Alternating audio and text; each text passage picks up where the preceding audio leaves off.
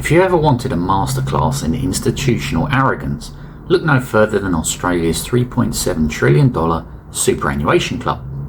Because this week the mask didn't just slip, it was picked up and thrown across the room. Australia's mega super funds are acting in a way that can only be described as breathtakingly gold medal hypocrisy. Here's the setup.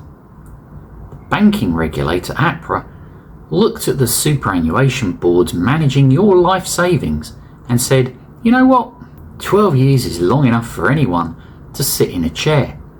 We're putting a mandatory 12-year tenure cap on super fund directors to break up the cosy enriched boys club.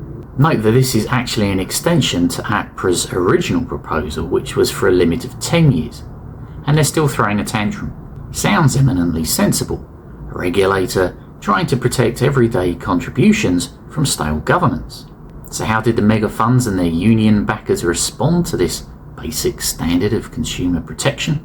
They declared all-out war. They ran to the press screaming that APRA's 12-year cap is regulatory overreach, an unprovoked attack, and a threat to the working class. Now hold that outrage in your head for 5 seconds, because here comes the punchline. When these exact same mega funds take your superannuation money and buy shares in publicly listed companies like BHP, Telstra or Woolworths, what is the number one governance rule that they force onto those corporate boards? A mandatory 12-year tenure cap. That's right. If an ASX corporate director sits on a board for 12 years and one day the super funds use your retirement money to vote them out, claiming they've lost their independence. But the moment APRA tells the super bosses to apply that exact same rule to themselves, suddenly it's an existential crisis. Honestly, watching the multi-billion-dollar super club behave like a protected aristocracy, I am surprised, but not that surprised. It will just be a minor inconvenience for them. They'll get around the 12-year rule by copying the banking model of playing musical chairs.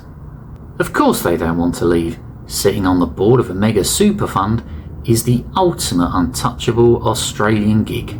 You get paid hundreds of thousands of dollars a year in directors' fees, you get flown to global investment conferences, and you get to play Master of the Universe with other people's money, all while operating behind a curtain of total secrecy.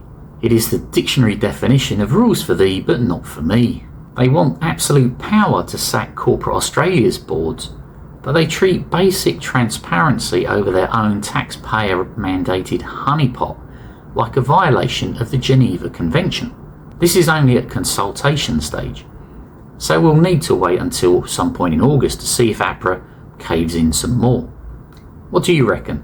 Should super fund directors get a job for life, or is it time APRA brought the hammer down? Let me know in the comments.